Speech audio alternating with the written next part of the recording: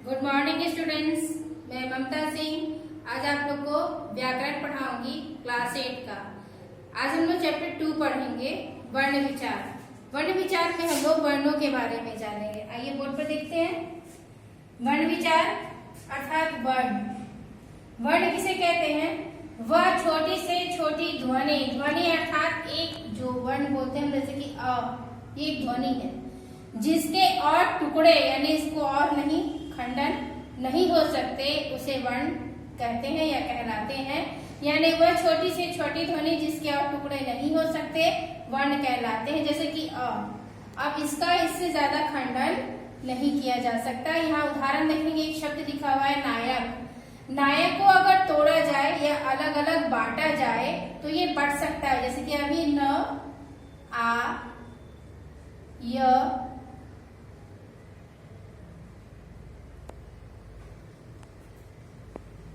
अ, क और अ में। नायक एक शब्द है जिसको अभी हम तोड़ सकते हैं, ये तोड़कर बताइए।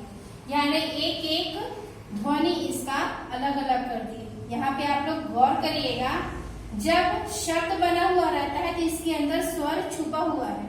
जब स्वर छुपा हुआ रहता है तो नीचे में हलंत का प्रयोग नहीं किया जाता, और जब स्वर अपने रूप को छोड़कर अलग हो जाता है यानी व्यंजन से जब स्वर अलग होता है तो व्यंजन जब बिना स्वर के होता है तो उसके नीचे हलंत का प्रयोग किया जाता है। क्योंकि यहाँ न से आ की मात्रा अलग हो गई, इसलिए न के नीचे हलंत का प्रयोग किया गया है। अब इससे ज्यादा इसको तोड़ा नहीं जा सकता। इस विस्तृत रूप को ही हम वर्ण कहते हैं। वर्णमाला वर्णों के व्यवस्थित समूह को, व्यवस्थित यानी क्रम से जो समूह बना हुआ रहता है उसे हम वर्णमाला कहते हैं। हिंदी देवनागरी लिपि है और देवनागरी लिपि में हिंदी वर्णमाला में 52 वर्ण यानी 52 वर्ण होते हैं। हिंदी वर्णमाला को 2 भागों में बांटा गया है, पहला स्वर में और दूसरा व्यंजन में। स्वर किसे कहते हैं? स्वर ऐसे वर्ण होते हैं जिसके उच्चारण में हमें किसी और की सहायता नहीं लेनी पड़ती, ये स्वतंत्र होते हैं और अपना उच्चारण स्वयं करते हैं और इसे बिना रोक टोक के मुख से निकल जाता है। और व्यंजन का बिना स्वर के प्रयोग नहीं होता। व्यंजन का प्रयोग करने के लिए हमें स्वर की सहायता लेनी पड़ती है। हम स्वर के बारे में जानेंगे। स्वर के 3 भेद होते हैं। पहला होता है ह स्वर, दूसरा होता है दीर्घ स्वर और तीसरा होता है प्लुप्त स्वर। पहला ह स्वर के बारे में जानेंगे। ह स्वर किसे कहते हैं?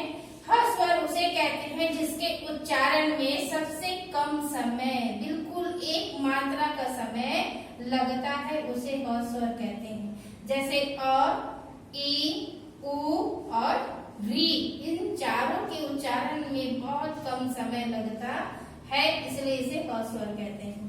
दीर्घ नाम से ही पता चलता है कि दीर्घ का मतलब होता है बड़ा, यानी जिसका इससे ह स्वर से भी दोगुना समय लगे यानी ज्यादा समय लगे, उसे हम दीर्घ स्वर कहते हैं। ये 7 प्रकार के होते हैं। देखिए आ, ई, उ, ए, ऐ, ओ और औ, ये दीर्घ स्वर है। इसमें ह स्वर से दुगुना समय यानी कि 2 मात्रा का समय लगता है। तीसरा है प्लुप्त स्वर। प्लुप्त स्वर उसे कहते हैं जो गुप्त होता है, जो छुपा हुआ रहता है, सिर्फ उच्चारण में होता है, जिसको लिखा नहीं जाता, जो दिखता नहीं है, उसे प्लुप्त स्वर कहते हैं। प्लुप्त स्वर के उच्चारण में सबसे ज्यादा समय लगता है, यानी 3 गुना समय यानी 3 मात्रा का काल यानी समय लगता है। और इसे प्रदर्शित कैसे किया जाता है? इस प्रकार, इस तरह से लिखा जाता है उसे, जैसे ओम लिखा जाता है। ओम में ये अ का उच्चारण छुपा हुआ है, परंतु ये यहाँ पे उपस्थित है। ये बहुत लंबे समय तक इसका उच्चारण होता है, इसलिए यहाँ पर ये बीच में छुपा हुआ रहता है। इस तरह के स्वर को हम प्लुप्त स्वर कहते हैं। स्वर की मात्राएं देखेंगे तो स्वर की मात्राएं 11 प्रकार की होती हैं। इसकी कोई मात्रा नहीं होती, ये आ की मात्रा है, हर्षाई, दीर्घाई, हर्षौ, दीर्घौ, री, ए, आय, ओ, औ। इसमें अम भी है और अह भी है। अम की मात्रा को ऐसे प्रयोग किया जाता है और अह की मात्रा को इस तरह से प्रयोग किया जाता है। आगे देखेंगे अयोगवा। अयोगवा ऐसी ध्वनियां होती हैं जो ना तो स्वर होती है और ना ही व्यंजन होती है। ये दोनों ही प्रकार की नहीं होती, लेकिन इसे हम प्रयोग करते हैं किस तरह से, कभी व्यंजन के ऊपर, कभी स्वर के जैसे। अयोगवा के 3 रूप होते हैं। पहला होता है अनुस्वार, दूसरा होता है अनुनासिक और तीसरा होता है विसर्ग। पहले हम अनुस्वार को देखेंगे। अनुस्वार, इसका उच्चारण नाक से होता है। जैसे गंगा, गंगा में जो बिंदु है ये अंगा का बिंदु है, अंगा का बिंदु है। ये हमेशा नाक से ही बाहर होता है। जब गंगा को हम जोर से बोलेंगे तो ये बिंदु जो है ये नाक से बाहर निकलेगा। ये जो बिंदु नाक से बाहर निकलती है स्वर के रूप में, इसे हम लोग बिंदु के रूप में प्रयोग करते हैं और इसे अनुस्वार कहते हैं। किसी भी शब्द के सिरो रेखा यानी ऊपर वाली रेखा के ऊपर में अनुस्वार का प्रयोग किया जाता है, जैसे गंगा। और ये अनुस्वार जो होता है किसी न हमेशा व्यंजन से इसका संबंध होता है, व्यंजन के ऊपर ही इसका प्रयोग किया जाता है। अनुनासिक, अनुनासिक इसका उच्चारण नाक से भी होता है और मुंह से भी होता है, दोनों तरह से इसका प्रयोग किया जाता है। अनुनासिक का संबंध जो है हमेशा हमेशा स्वर के साथ होता है, यानी जितने भी अनुनासिक के स्वर होते हैं वो स्वर के रूप में स्वर ही होते हैं, स्वर के ऊपर प्रयोग किए जाते हैं। इसका उच्चारण नाक और मुंह दोनों से होता है और इसे किसी भी शब्द की सिरोरेखा के ऊपर चंद्र बिंदु की तरह प्रयोग किया जाता है, जैसे चांदी, जैसे मुख, मुंह इत्यादि। विसर्ग देखेंगे। विसर्ग जो है वो तत्सम शब्दों के लिए प्रयोग किया जाता है जो संस्कृत से हिंदी में प्रयोग किए जाते हैं। विसर्ग का उच्चारण प्रायः ह यानी हलंत के रूप में होता है। ये इस तरह से इसको बिंदु के रूप में प्रयोग किया जाता है। इन बिंदुओं को ही हलंत कहा जाता है। ये तत्सम शब्द में होते जैसे कि प्रातः इत्यादि। अब यहाँ आपका स्वर खत्म हो गया। अब पढ़ेंगे हम लोग व्यंजन। व्यंजन जो 33 प्रकार के वर्ण होते हैं, इन 33 वर्णों को ही हम व्यंजन कहते हैं।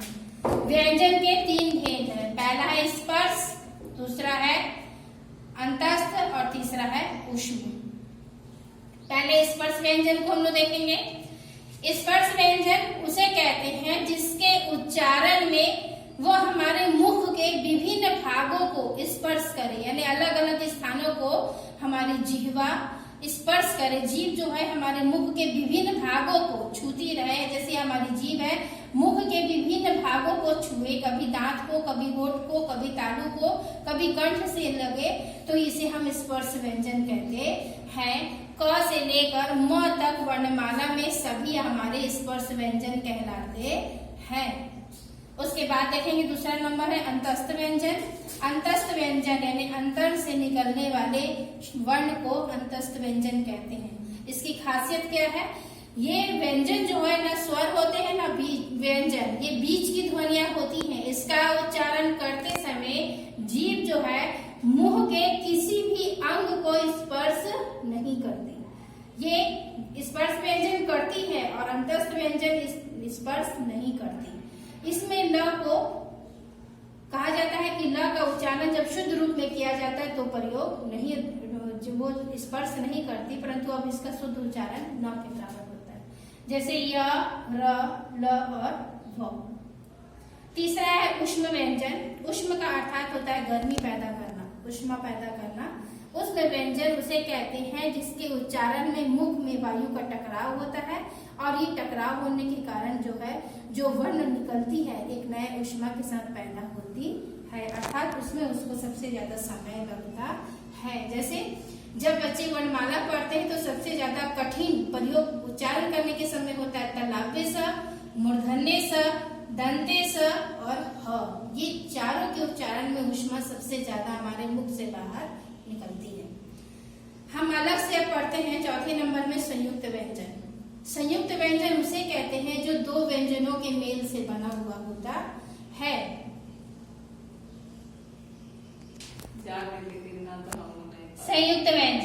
संयुक्त व्यंजन दो व्यंजनों के मेल से बनते हैं, इसे संयुक्त व्यंजन कहते हैं। इसे छ जो है वो क और श के मेल से बनता है। त्र का निर्माण त और र के मेल से बनता है। ज्ञ का प्रयोग ज और अंगा से बनता है। श्र का प्रयोग श और र से होता है। ये दो व्यंजन ही है, ये दोनों व्यंजन के मेल से इसका निर्माण हुआ, इन दोनों व्यंजनों के मेल से इसका निर्माण हुआ, इन दोनों व्यंजनों के मेल से इसका निर्माण हुआ और इन दोनों व्यंजनों के मेल से इसका निर्माण हुआ। आगे देखेंगे स्वर तंत्री अर्थात है स्वर तंत्र। आप लोग ध्यान दीजिएगा, जब आप लोग किसी वर्ण का उच्चारण करते हैं तो अपने गले पर यानी कंठ के पास अपनी उंगलियों को रखिए। हर वर्ण के उच्चारण के समय में आपको कंपन महसूस होगा, यानी कंठ के पास आपको कंपन महसूस होगा, उसे ही हम स्वर तंत्री कहते हैं।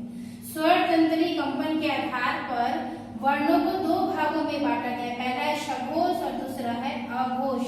घोष का मतलब आवाज, तो स यानी साथ में और अ यानी उसके बिना। इन व्यंजनों के उच्चारण के समय स्वर तंत्रियों में कंपन होता है, यानी कि ग, घ, अंगा, ज, झ, ज्ञ, ट, ड, ढ, अड़, ढ, द, ध, न, व, भ, म, य, र, ल, व और ह। इन सभी वर्णों के उच्चारण के समय हमारे गले में कंपन महसूस होती है, इसे सघोष कहते हैं। अघोष, इन व्यंजनों के उच्चारण के समय स्वर तंत्रियों में कंपन नहीं होती, बिल्कुल कोई कंपन महसूस नहीं होता। ये कौन से वर्ण है? क, ख, च, छ, ट, ठ, त, थ, ब। फ, तलाबे स, मूर्धन्य स और दंते स। इसके उच्चारण में कोई कंपन महसूस नहीं होता।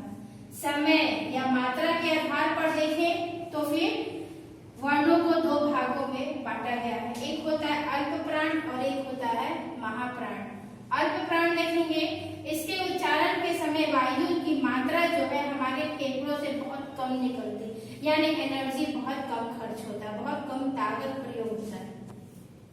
जैसे क, ग, ड़, च, ज, ज्ञ, ट, ड, ढ, अण, त, द, न, प, ब, म, य, र, ल और व।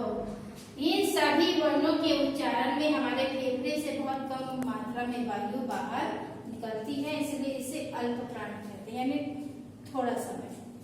दूसरा है महाप्राण। इनके उच्चारण में वायु हमारे फेफड़ों से ज्यादा मात्रा में बाहर निकलती है, यानी ताकत लगाना पड़ता है बोलने के समय में। ख, घ, छ, झ, ठ, ढ, ढ ये बिंदु है, थ, ध, फ, म, तलाबे स, मूर्धन्य स, दंते स और प। इसके उच्चारण करने के समय में हमारे फेफड़ों से ज्यादा मात्रा में वायु बाहर निकलती है। इसके बाद है वर्ण विच्छेद। प्रत्येक वर्ण को अलग अलग करके लिखना ही वर्ण विच्छेद कहलाता है। जैसे विद्यालय को अगर अलग अलग करके लिखे तो वह, ये ई की मात्रा है, वर्षा ई।